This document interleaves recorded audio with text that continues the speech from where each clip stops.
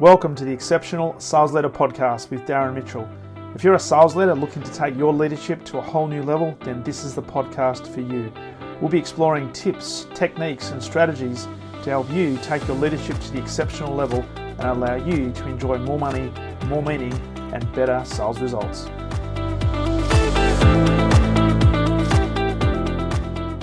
Welcome back to the Exceptional Sales Leader Podcast, and a very special welcome to Emma Schermer Tamir, all the way from Las Vegas, Nevada. How are you, Emma?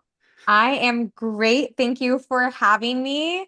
I'm from the past, as we were talking about. You're all the way ahead in the future. And so I guess we just need somebody in the present, which I don't even know what that would be. I think that's making my mind turn to mush, just trying to Well, it's understand what. funny.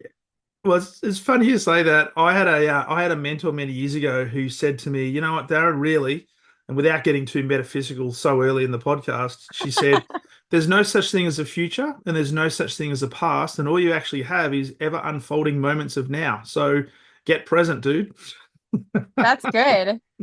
And that just solves all of the problems about time traveling, because there's nothing like flying into different time zones that makes you completely question the concept of time, which is Yeah. obviously not the topic of this conversation today. But No, we're going to talk about branding, marketing, all sorts of things. But it's interesting how we start in different podcasts and how topics come up. But I think from a selling point of view, and certainly, when you're going to market, we can get caught up in what's happened in the past or get so caught up in what we're going to try and create in the future and often forget to be just really present in the here and now. And particularly for people in your team and your customers, what do they want? They want you to be present with them. And so maybe it's not so much off topic.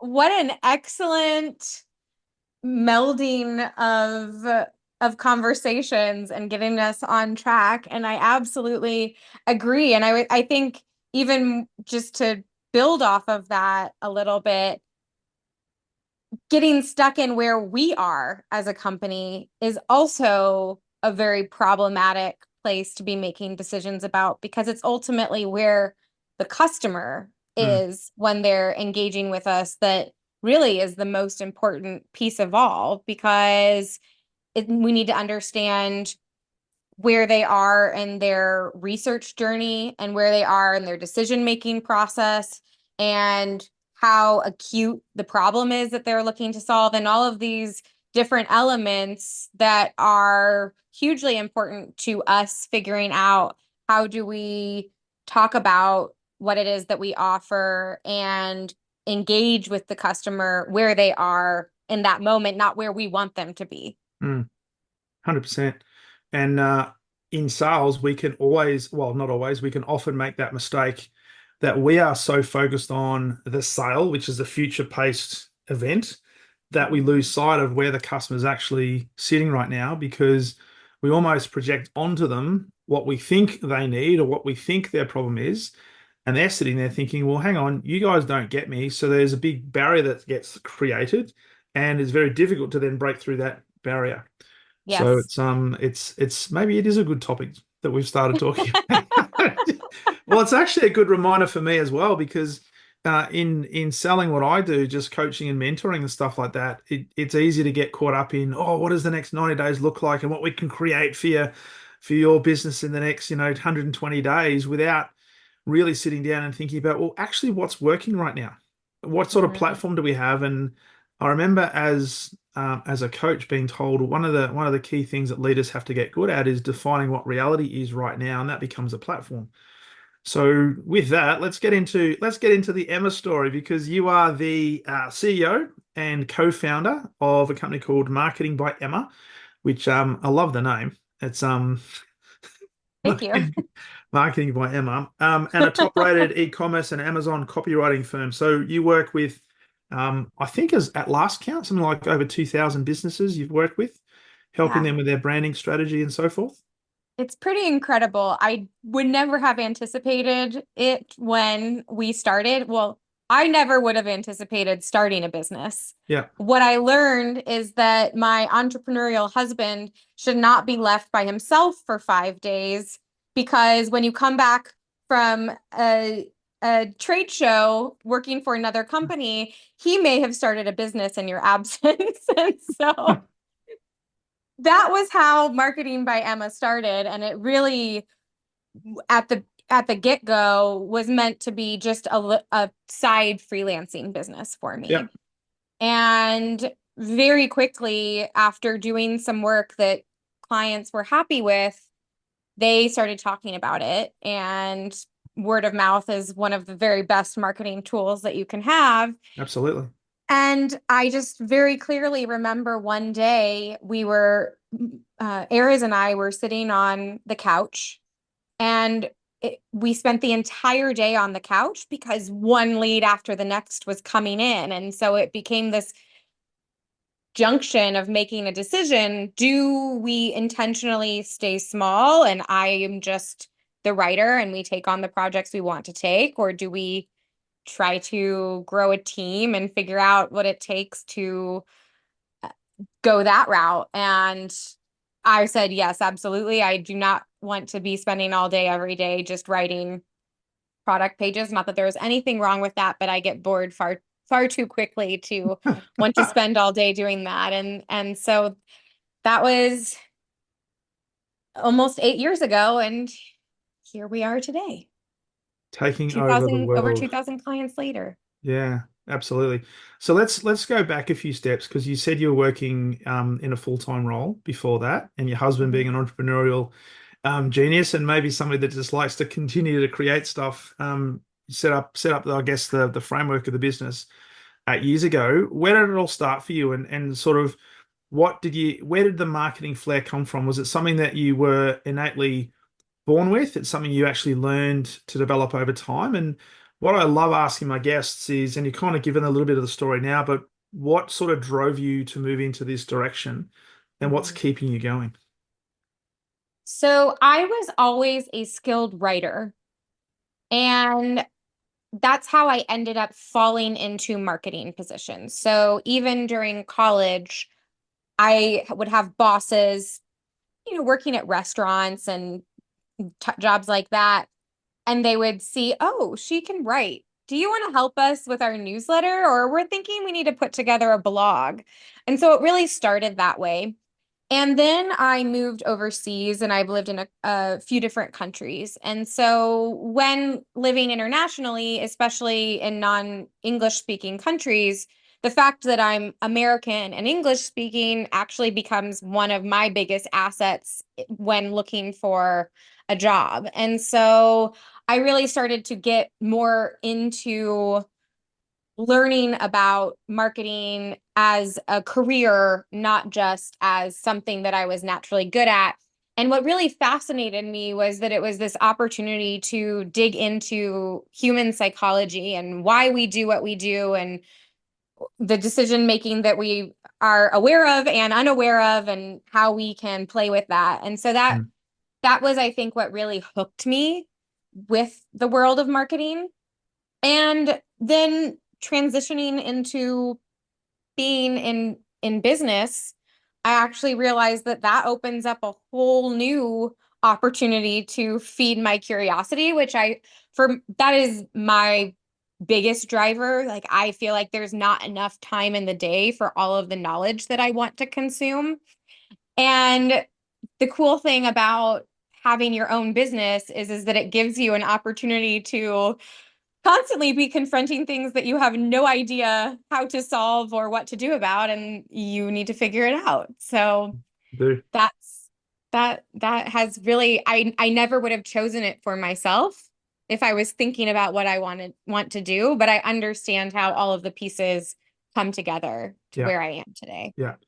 And it's a great example of, I guess, identifying your strengths, but also what you love to do and channeling that into some sort of either enterprise or in some cases hobbies, because there are so many people out there, and I think this is a sort of a global number. There's a high percentage of people that actually don't like what they're doing in their role, and I think the latest statistics are something like 80% or 85% Wow. are actively either disinterested or disengaged in the role that they have. So to do something that you love and to actually build some strengths around that is a great combination because it means that you then present yourself to the marketplace as a person who is congruent and perhaps a person who can serve and Mhm. solve problems. Yeah.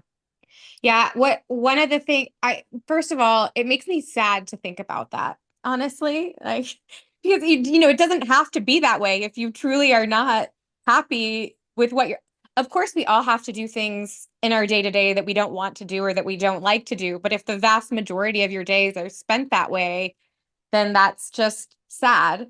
But what I love about being able, of course, people paint this idea of entrepreneurship and business ownership as ultimate freedom, which it is Mm, not.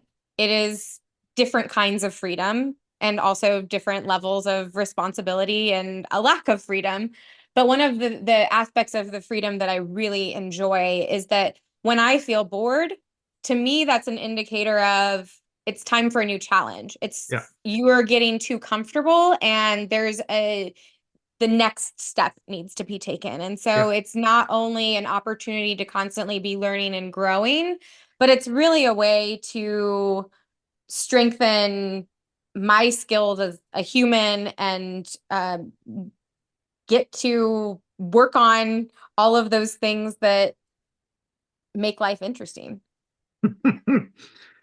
And as you were talking, I'm thinking, I was just reflecting on the people that, because I used to be in corporate for 20 plus years, and I used to work with people who, and I say this really respectfully, but kind of tongue in cheek, it was if they were in the corporate slave camps and they Mhm. were coming to work every single day, doing the same thing every day. They'd have the same thing for lunch every day. The Mhm. routine would be the same. It's just boredom. But for them, it was just comfort zone. And they weren't challenged. Yeah. And the company would try all these different things to try and incentivize people, but they didn't give them the challenge. They were just bored. And you think, Yeah. why would you want to go through life like that? So I got out. I got You're out. triggering a memory for me.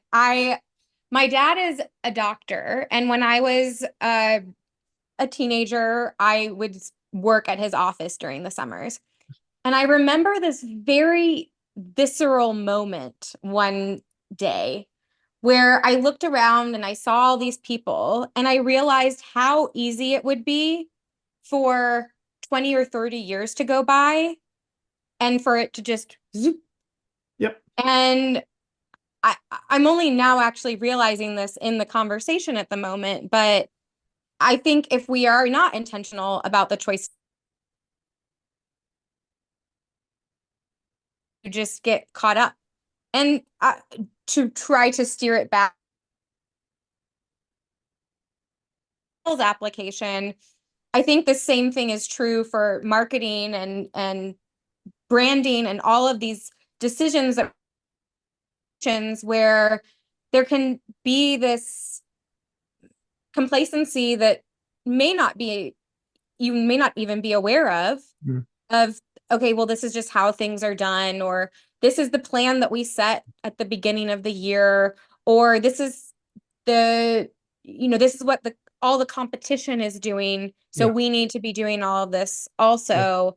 And that can steer you down a path that can get you very off course from what your true objectives are. Absolutely. Absolutely. So having worked with over 2,000 businesses, I love to get into the psyche of how you tend to work and what are some of the key, I guess, facets from branding and buying psychology and marketing psychology and strategic positioning and things like that. From a business point of view, in the businesses you're working with, where do you start? So there'll be people listening to this today who are either in an organization, they've got responsibility for setting strategy, driving sales processes. They might even be entrepreneurs as well, thinking I've got to change or pivot the way I'm going, but I don't know where to start. Mhm. From a branding, and I'll take guidance from you in terms of, do we start with branding? Do we start with positioning? Where does it start? And what are some of the key elements of that? So this probably isn't surprising given how I tell you that I'm very curious, that I like to start with research. And I like to start with research in a few key areas. Hmm. So I like to research the competitive environment that you're selling in, because if you're going to strategically position yourself, then you need to understand what you are positioning yourself against. Yeah. If you want people to choose you, then you also need to know what their other choices are and could be, or maybe the choice that they've already made and you're trying to get them to make a different choice. So you need to be very clear about how you fit in and what your competitors are doing well, Hmm. what they're not doing well, and how do you change that conversation? What are you doing differently or better that you can create a contrast with? Yeah. You also need to research who your target customer is, or as it's often used in marketing, the customer avatar. You want to develop a very clear profile of who your customer is. And when I say very clear profile, I do not mean a male between the ages of 20 and 60 living in a large metropolitan city. We, that is not specific enough. That's Oh, every time, almost every time we ask clients, who is your target customer, we get a very broad answer like that. And I know it's difficult to narrow it down because it also feels like you're excluding opportunities by getting very specific. But it is so necessary to be able to have a targeted message that's going to really speak to the people that you're trying to reach. And the broader that you make that, the more that you dilute your messaging and the more limited you're going to be in the kinds of choices that you can make.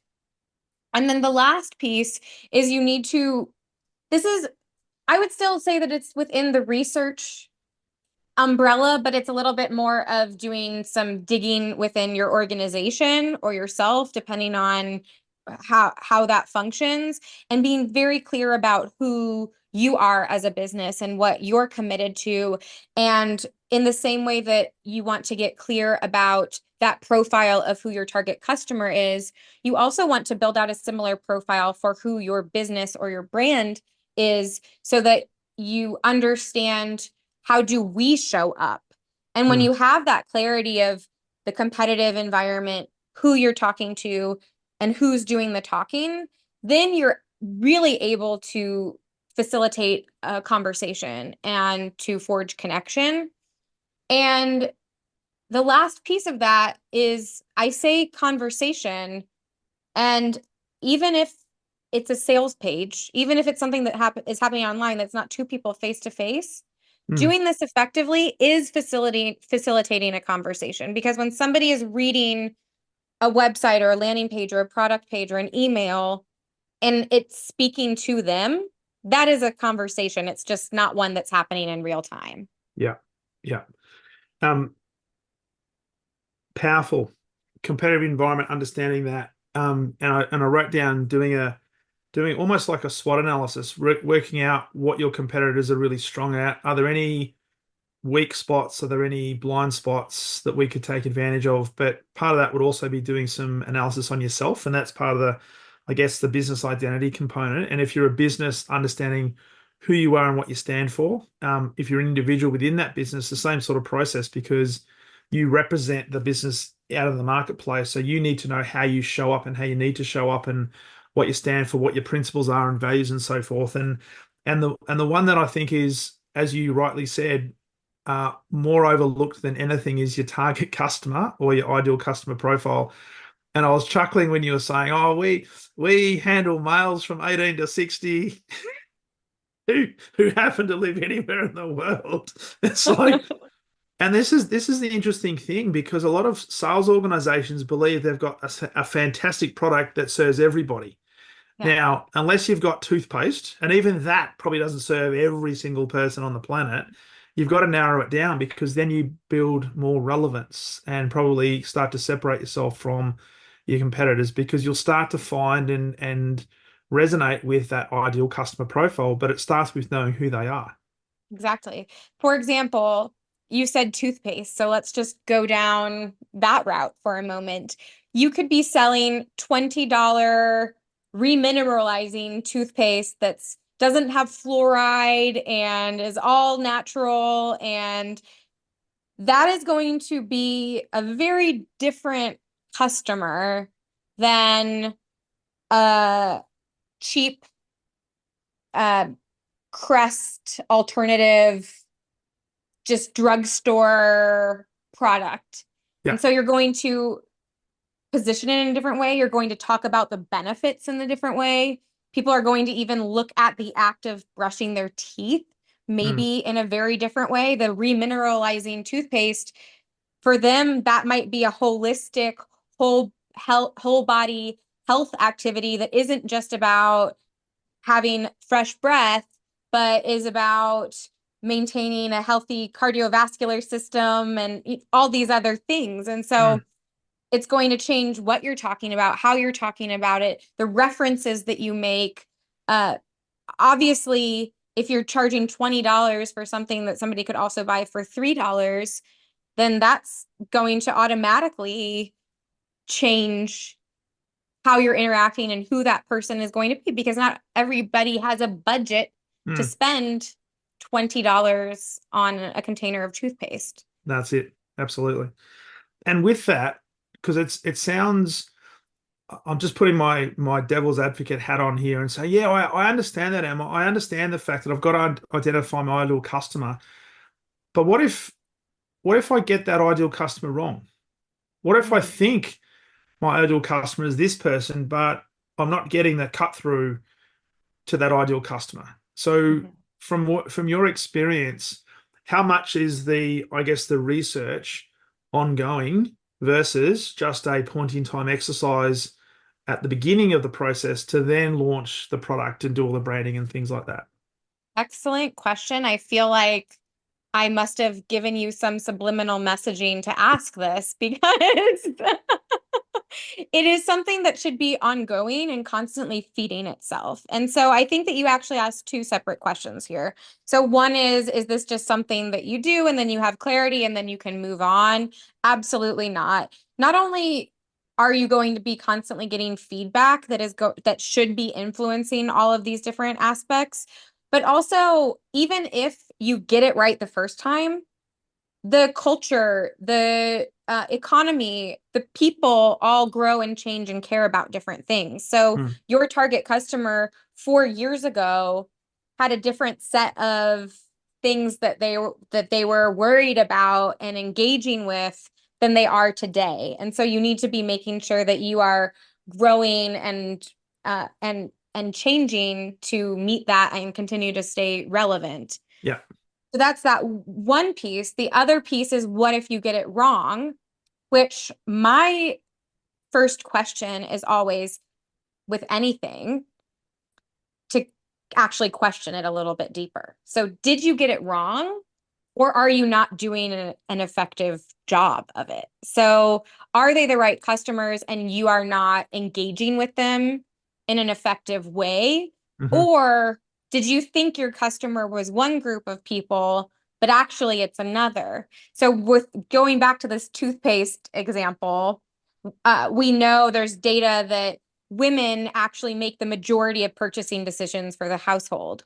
So if this toothpaste is maybe somehow even better for men's health, if you're just talking to the man and you're not thinking about the fact that the woman is the decision maker, then the man is your target customer, but the the woman is the one that needs convincing. Mm.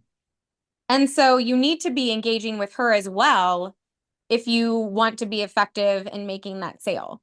Mm. So it could be the strategy is off, or it could be that you've chosen the wrong person, or it could be that actually you realize that there's a whole new market that you hadn't even anticipated. Like, I don't know if you're familiar with the brand Stanley. These the Uh, I haven't seen them, but that doesn't mean they're not in Australia.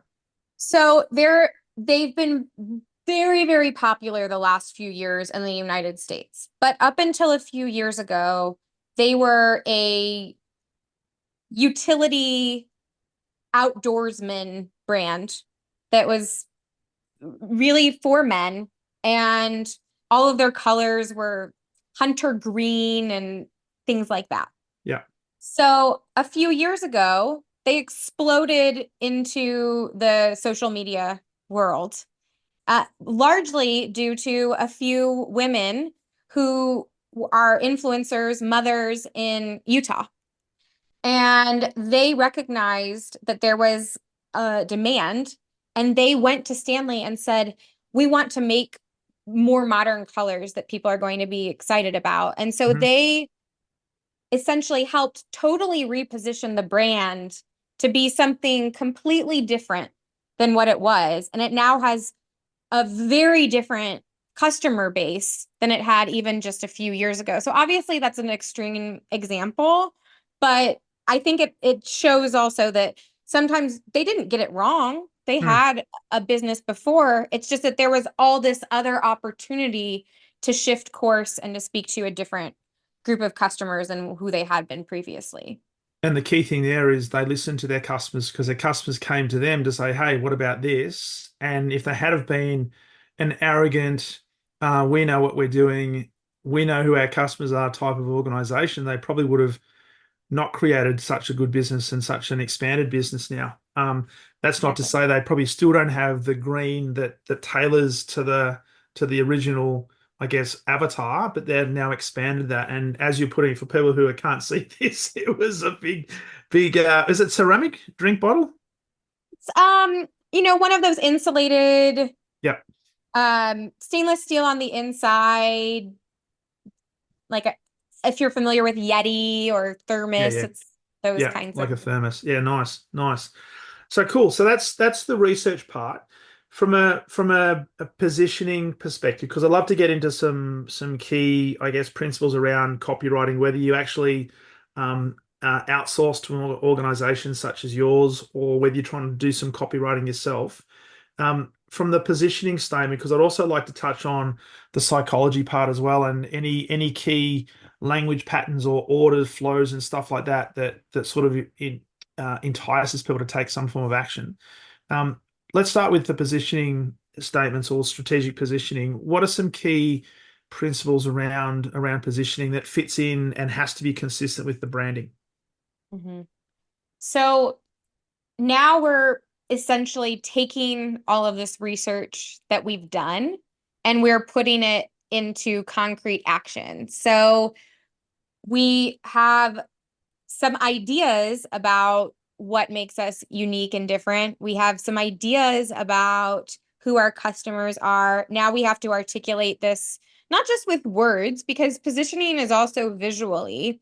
Yeah. So that can mean even if you're clear about who your customers are, you want those same kind of people in the images that are on your website that are representing your customers, because otherwise there's going to be a disconnect. Mm. So one of the most important things, which isn't the most exciting tactical types of choices, is that you have to be very consistent and cohesive with how you are presenting yourself. And so if you're doing all of this research and you're identifying these details about who your customers are and who your brand is going to be and how you're going to position that, but then you're not putting that into action in the content that you're creating, it's all just corporate Fluff. talk. It's not, it doesn't Corporate really talk. mean anything. We can all have lots of meetings with long conversations that don't end up resulting in anything.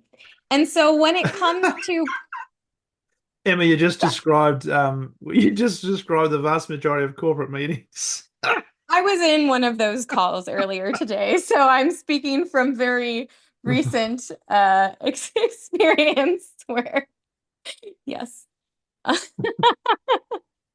So when it comes to putting that to words, first of all, the customer needs to be at the center.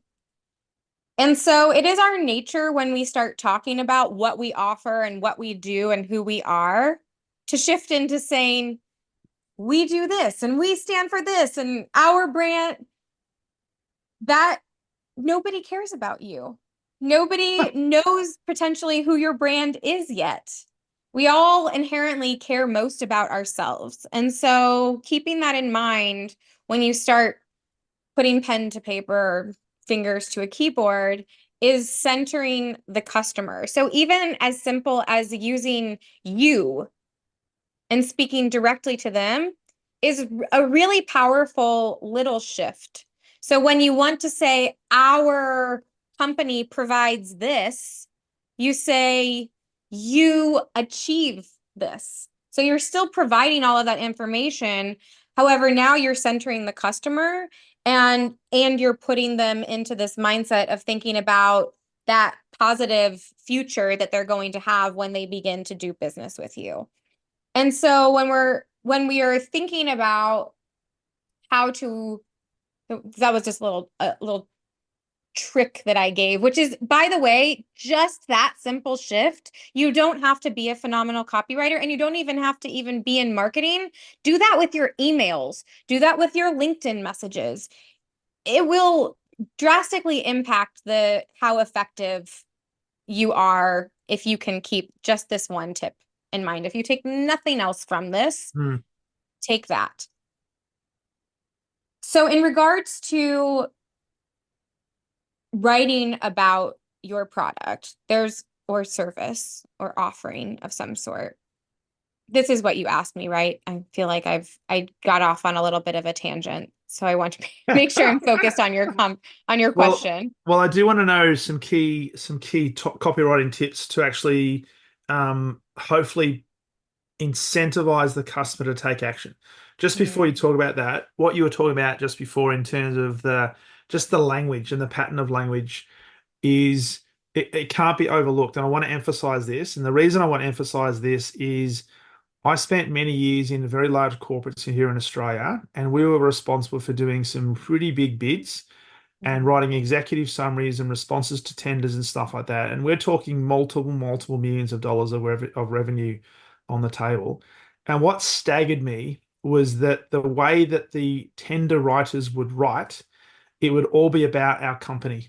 And I would often do a stress test in the executive summary itself to try and work out how many times our company was mentioned as a ratio to how many times the customer was mentioned. And it's embarrassing for me to say, but it was almost like a factor of 10 to 1.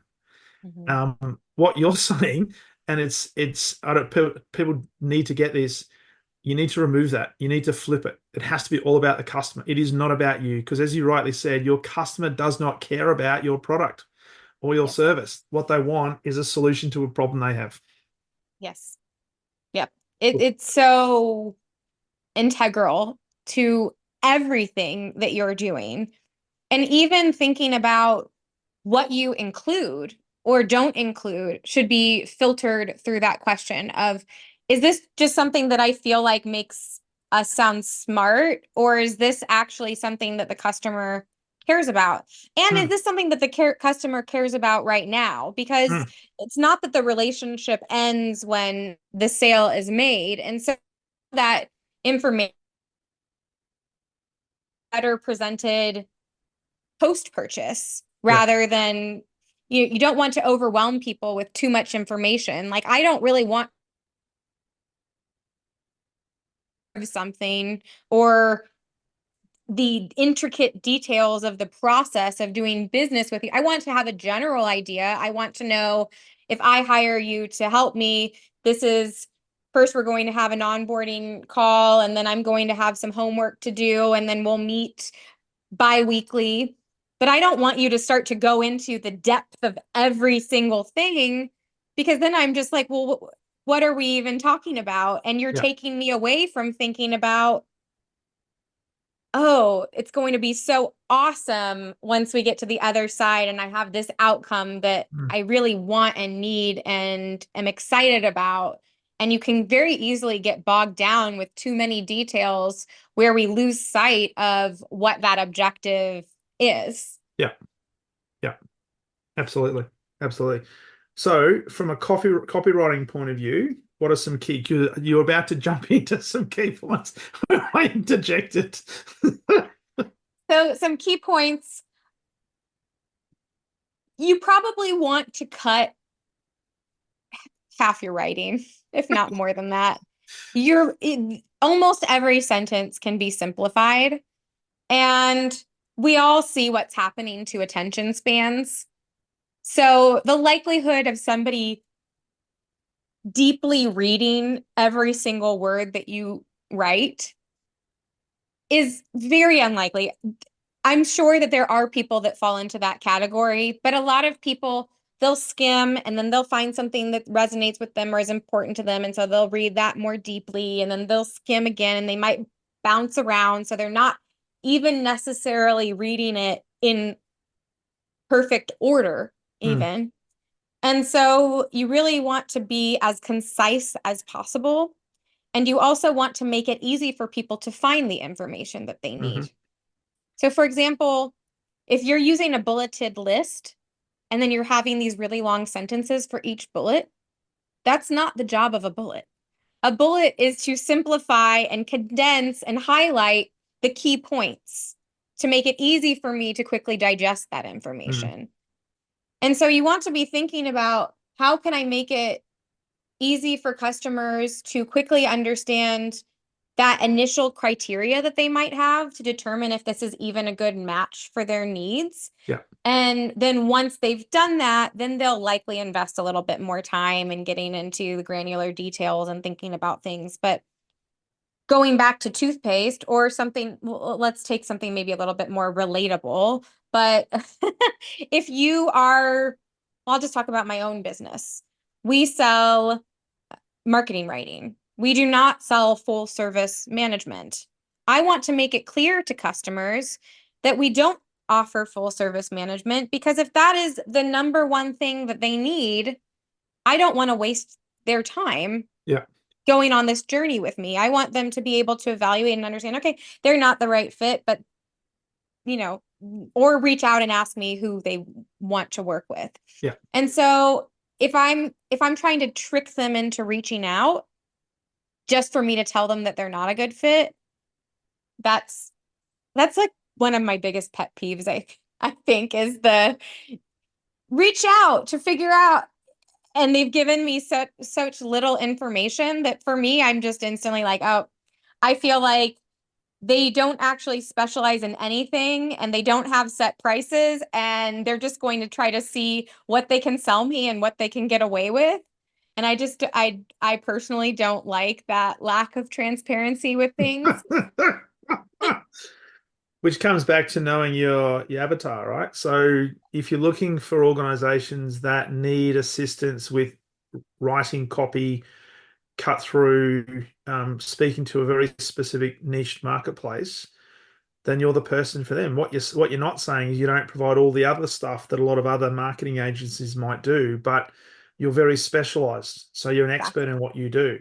And so you will attract a certain type of customer that fits really well because they're looking for that specific help. Exactly. Versus if we wanted to be that full service management agency that somebody's coming and they say, I have a million things and I don't even, it's like, it's all too much and I need somebody to even help me figure out what I need, then they're going to be better served by somebody else that's how they work with customers. And those two people are going to be spoken to in Mm, two very distinct ways. They're going to have very different set of needs and desires. And also, the person that doesn't even know what all of their problems are, they are probably going to need reassurance yeah. and a lot of that, um, you know, don't stress, don't worry, let us take this off your plate. And that promise of a regained sense of calm and control. Mm, Whereas if somebody's coming to us with very specialized service offerings, they're coming to us because they they feel like their product has more potential than what it's currently reaching and they want to boost their conversion rates, mm, or they're launching a new item and they're investing a lot into this launch and they want to give it the best chance at success and to really build up that momentum early so that they can grow it quickly. And so that language is different than that other set of language. And it all goes back to knowing who your customers are and what they care about and how to talk to them. And the Yeah. end results might not be that different because both want more profitability, better sales, all of those things. Mm. But how we talk about it and our approach to helping to solve that is going to be very different. And so, in relation, Emma, to the copywriting, and you mentioned keeping it simple and making sure that information is really easy to find. When you look at all the different avenues to market that are out there, how does the copywriting change based on, I guess, the market access? So whether it's a website front page, whether it's a landing page, whether it's an email, text messages, and how does the copywriting change based on, I guess, the medium that Mm. your customers, your clients are trying to, I guess, build awareness in the marketplace? What are some of the things that you need to be conscious of there? That's a great question. So once again, I will go back to your customer profile, customer avatar, because that is going to influence things. If you are speaking to somebody that expects a lot of formality in their interactions, then you might not even want to be texting them because they may see that as inappropriate for the kind of relationships that they want with the service providers or the companies that they're doing business with. So understanding not only where to engage with your prospects or customers, but also then how to engage. Both of those are going to be largely dictated by who they are. Mm, So just because we can communicate across all platforms doesn't mean that we should or that it's even worth our time. If you're selling to corporations, engaging a lot on Facebook is doesn't make any sense. You should be on LinkedIn. yeah. So that's part of it. As far as the style, the being able to interact in email, you can be a lot more targeted than you can on your website, which I know might seem like I'm contradicting myself by saying, oh, you can be a little bit broader with with your website, your landing page, your product page. But even though you might have one customer profile, there's still a little bit broader of a group of people that are Mm, still within that range of potential customers. yeah. Whereas once you begin to have some specific data on an individual, then you can target it even further. And the more that you're able to do that, the more effective what you're writing is going to be. Mm, So if you know where somebody is located. And so you can add something that speaks to the weather where they are, or an event that just any of those personalized details are really powerful for standing out in any medium where people are getting lots of outreach and content yeah. and just flooded with information. Yeah. And obviously, you cannot be, well, not yet anyway. I think AI will allow us to even create websites and landing pages that are hyper targeted to the individual that's looking at them, but we're getting there, but we're not quite there yet. Mm, So in the meantime, those need to be a little bit more formal and more general. And then the email or text messages, email would be more formal than text, which I would say would be the least yeah. formal, but you Yeah. shouldn't necessarily be texting if that's inappropriate for who you're doing business with. Yeah, I understand that. And that points to, I guess, the psychology from a marketing point of view.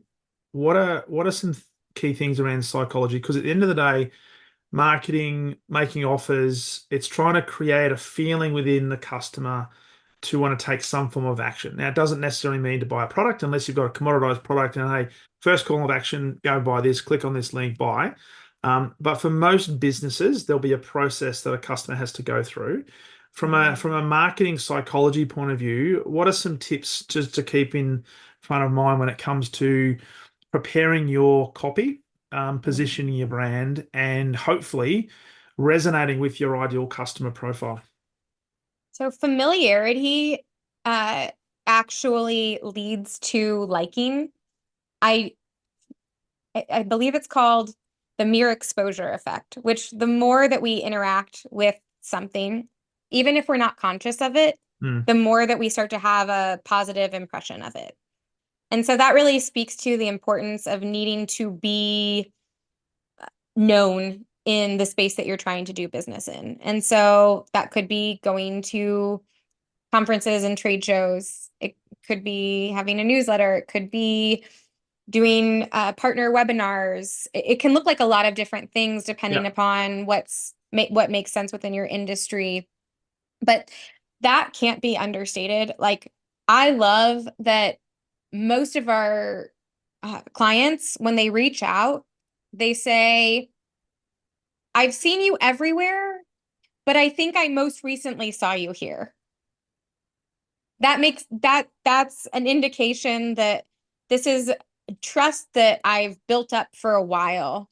They're coming in already with a familiarity and a reassurance that we're we know what we're talking about, we're good at what we do, and it's very different than if I just blindly go up to somebody at an event and they don't know who.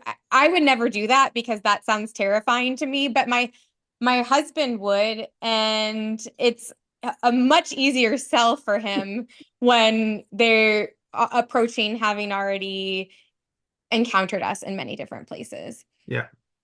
So that's a very big one.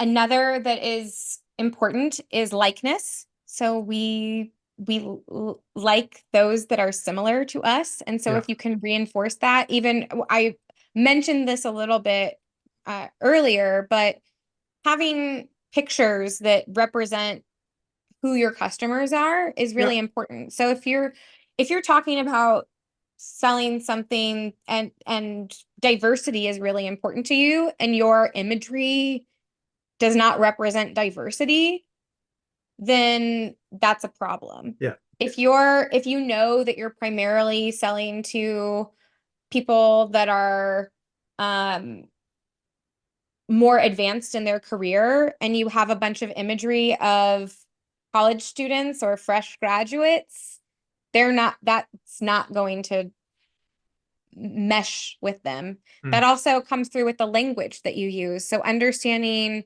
what specific vocabulary people within that community use. Yeah. And a great tool for that, if you're not part of that community, is social media gives you this portal into your customers and how they talk and the language that they use.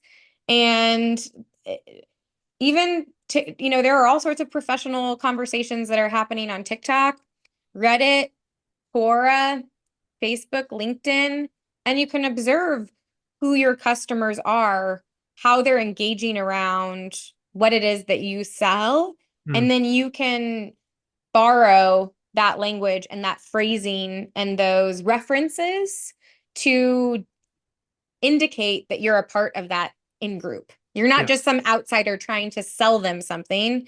Yeah. You get it. And I think you hit it on the head, and I'm conscious of time because we've hit the time that you need to be on another call. So I apologize for that. It's God, you okay. talk a lot. It's the Cialdini's laws. It's the law of likability. It's the laws of influence. It's being familiar and talking a language that resonates with another person, but leading with curiosity and leading with empathy rather than leading with trying to sell Mhm. is a key thing.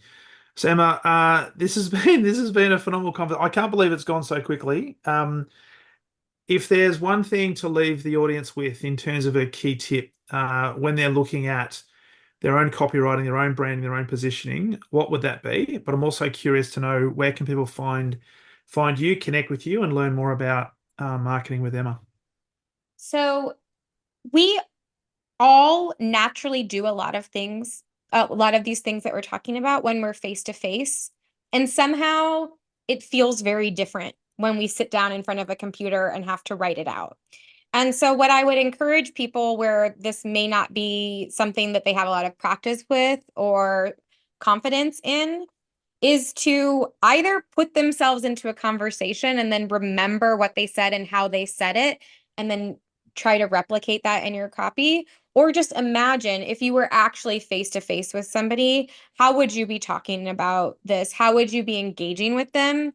And it you may find that some of these things are easier than what you convinced yourself Yeah. they would be. So I would say that's my biggest tip. Obviously, exceptional sales leader. If you have the sales skills, then you know what to do. It's just a matter of doing it in a different medium than what you may not be as comfortable with. Yeah. Yeah. Love it. Love it. And our website is marketingbyemma.com. That has all of our contact details if you want to reach out or if you have questions or if there's anything that we can help with. If you also enjoyed some of these topics and would like to go a little bit deeper in them, I have a YouTube channel, Marketing by Emma, where I have a video about the mere exposure effect. I have copywriting tips and mistakes and all of those things. So if you'd like to dive a little bit deeper, then there's quite a bit of content there to be consumed. Awesome. I'll make sure I put those in the show notes. I'm also going to put your LinkedIn profile there because you've got a good LinkedIn profile, some good followers, so people should be able to get access to you on that as well. So Emma, it's been an absolute pleasure. Thank you for adding so much value on the podcast. I've certainly taken a lot out of it. Now I think key message is do the work. Don't overcomplicate it, but get really dialed in on who your ideal customer is and what language you need to speak to them that resonates with them to build that level of familiarity, which should shorten the gap between them going from interested right through to committed. So thanks for being such a Absolutely. great guest on the Exceptional Sales Leader podcast. Thank you so much for having me.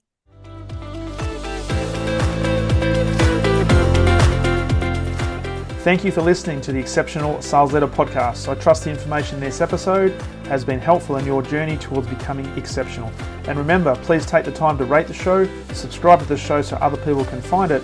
But also, if I can help you, jump on my calendar, go to leadwithdarren.com and let's have a conversation about how I can help you along your journey to being exceptional.